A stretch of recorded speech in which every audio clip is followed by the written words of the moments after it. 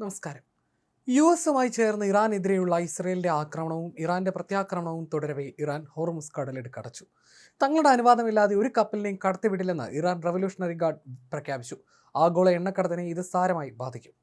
European യൂണിയന്റെ നാവിക ദൗത്യമായ അസ്ബൈഡ്സിൽ ഉൾപ്പെട്ട ഒരു ഉദ്യോഗസ്ഥൻ ശനിയാഴ്ച വ്യക്തമാക്കിയത് പ്രകാരം മേഖലയിലെ വാണിജ്യ കപ്പലുകൾക്ക് ഇറാൻ റവല്യൂഷണറി ഗാർഡിൽ നിന്ന് VHF റേഡിയോ സന്ദേശങ്ങൾ ലഭിച്ചിട്ടുണ്ട്.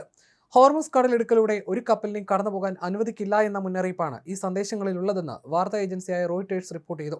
ഇത്തരമൊരു ഉത്തരവ് ഇറാൻ ഔദ്യോഗികമായി ഇതുവരെ സ്ഥിരീകരിച്ചിട്ടില്ല. എന്നാൽ ഇറാനെതിരായ ആക്രമണങ്ങൾക്ക് മറുപടിയായി ഈ ഇടുങ്ങിയ കടൽപാത ഉപരോധിക്കുമെന്ന് ടെഹ്റാൻ മുൻപ് പലതവണ ഭീഷണി മുഴക്കിയിരുന്നു. കപ്പലുകൾക്ക് ഇറാൻ സൈന്യം റേഡിയോ സന്ദേശം വഴി നൽകിയ താക്കീത് അന്താരാഷ്ട്ര നാവിക ദൗത്യങ്ങളെയും ആശങ്കയിലാക്കുന്നു. ഇത് എണ്ണവില കുതിച്ചുയരാൻ കാരണമാകും. ശനിയാഴ്ച നടന്ന സൈനിക നീക്കങ്ങളിൽ ഇറാൻ 14 സൈനിക താവളങ്ങൾ ലക്ഷ്യമിട്ടതായും നൂറുകണക്കിന് അമേരിക്കൻ സൈനികർ കൊല്ലപ്പെട്ടതായും ഇറാന്റെ ഇസ്ലാമിക് റവല്യൂഷണറി ഗാർഡ് കോർപ്സിന്റെ ഖാത്തം അൽ അൻബിയ കമാൻഡ് വക്താവ് അവകാശപ്പെട്ടു. ഇറാനിലെ മാധ്യമങ്ങളാണ് ഈ വാർത്ത പുറത്തുവിട്ടത്. ഈ ആക്രമണങ്ങൾ തങ്ങളുടെ പ്രതികാര നടപടികളുടെ ഭാഗമാണെന്ന് ഇറാൻ ഉദ്യോഗസ്ഥർ വ്യക്തമാക്കി. എങ്കിലും ഇത്രയധികം ആളപായം ഉണ്ടായതിനെക്കുറിച്ചോ ആക്രമണത്തിന്റെ വ്യാപ്തിയെക്കുറിച്ചോ അമേരിക്കയുടെ ഭാഗത്തു നിന്ന് ഇതുവരെ ഔദ്യോഗികമായ സ്ഥിരീകരണങ്ങളൊന്നും ഉണ്ടായിട്ടില്ല. ഖത്തറിലെ US സേനാ താവളങ്ങൾ, കുവൈറ്റ് വിമാനത്താവളം, അബുദാബി, ബഹ്റൈൻ എന്നിവിടങ്ങളിലും ഇറാൻ ആക്രമണം നടത്തി. കുവൈറ്റ് വിമാനത്താവളത്തിൽ ഡ്രോൺ പതിച്ച് ജീവനക്കാർക്ക് പരിക്കേറ്റു. പശ്ചിമേഷ്യയിലെ സ്ഥിതിഗതികൾ ചർച്ച ചെയ്യാൻ ഐക്യരാഷ്ട്രസഭ രക്ഷാസമിതി ഇന്ന് രാത്രി അടിയന്തര യോഗം ചേരും. ടെഹ്റാനിൽ അമേരിക്കയും ഇസ്രായേലും നടത്തിയ സംയുക്ത സൈനിക ആക്രമണത്തെ തുടർന്നാണ് ഈ നീക്കം. ന്യൂയോർക്ക് പ്രാദേശിക സമയം വൈകുന്നേരം 4 മണിക്കും ഇന്ത്യൻ സമയം പുലർച്ചെ 2:30-നുമാണ് 15-അംഗ സമിതി യോഗം ചേരുന്നതെന്ന് UN നയതന്ത്രജ്ഞർ അറിയിച്ചു. നിലവിൽ കൗൺസിൽ അധ്യക്ഷ സ്ഥാനം വഹിക്കുന്ന ബ്രിട്ടനാണ് യോഗത്തിൽ അധ്യക്ഷത വഹിക്കുന്നത്. Russia, China, France, Bahrain, Colombia എന്നീ രാജ്യങ്ങളുടെ ആവശ്യപ്രകാരമാണ് യോഗം വിളിച്ചു ചേർത്തത്.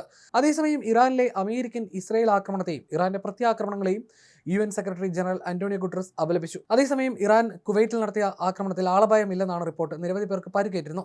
മേഖലയിലെ യുദ്ധസമാനമായ സാഹചര്യങ്ങൾക്കിടയിൽ 12 പേർക്ക് പരിക്കേറ്റതായും ഇവരെല്ലാം നിലവിൽ ചികിത്സയിലാണെന്നും കുവൈറ്റ് ആരോഗ്യ മന്ത്രാലയം അറിയിച്ചു.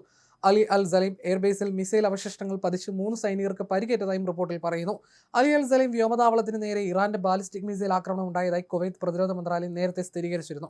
ഇതിനിടെ ആക്രമണങ്ങളെ തുടർന്ന് വാണിജ്യ കപ്പലുകൾ ഗൾഫ് മേഖലയിൽ നിന്ന് വിട്ടുനിൽക്കണമെന്ന് അമേരിക്കൻ ഗതാഗത വകുപ്പ് ആവശ്യപ്പെട്ടിരുന്നു. ഹോർമുസ് കടലിടുക്ക്, പേർഷ്യൻ ഗൾഫ്, ഒമാൻ ഉൾക്കടൽ, അറബിക്കടൽ എന്നിവിടങ്ങളിൽ ശക്തമായ സൈനിക നീക്കങ്ങൾ നടക്കുന്നുണ്ടെന്നും സാധ്യമെങ്കിൽ കപ്പലുകൾ ഈ മേഖലയിൽ നിന്ന് മാറി സഞ്ചരിക്കണമെന്നും US മാരിടൈം അഡ്മിനിസ്ട്രേഷൻ പ്രസ്താവനയിൽ അറിയിച്ചു. US പതാക ഘടിപ്പിച്ചതോ അമേരിക്കൻ ഉടമസ്ഥതയിലുള്ളതോ അമേരിക്കൻ ജീവനക്കാരുള്ളതോ ആയ കപ്പലുകൾ US യുദ്ധക്കപ്പലുകളിൽ നിന്ന് 30 നോട്ടിക്കൽ മൈൽ അകലം പാലിക്കണം. ഇത് ഏതെങ്കിലും തരത്തിലുള്ള സുരക്ഷാ ഭീഷണിയാണെന്ന് തെറ്റിദ്ധാരണ ഒഴിവാക്കാനാണെന്നും നിർദ്ദേശമുണ്ട്. ഇതിനിടെ ഖത്തറിലെ കടൽ വഴിയുള്ള ഗതാഗതം താൽക്കാലികമായി നിർത്തിവെച്ചതായി ഖത്തർ ഗതാഗത മന്ത്രാലയം അറിയിച്ചു. ഗൾഫ് രാജ്യങ്ങളിലെ വിമാനത്താവളങ്ങൾ ലക്ഷ്യമിട്ടുള്ള ഡ്രോൺ ആക്രമണങ്ങളും ആകാശപരിധി അടച്ചതും കാരണം ആയിരക്കണക്കിന് മലയാളികൾ ഉൾപ്പെടെയുള്ള പ്രവാസികൾ നാട്ടിലേക്ക് മടങ്ങാനാകാതെയും കുടുങ്ങിക്കിടക്കുകയാണ്. വിദേശകാര്യ മന്ത്രാലയം ഓരോ മണിക്കൂറിലും സാഹചര്യങ്ങൾ നിരീക്ഷിച്ചു വരികയാണ്.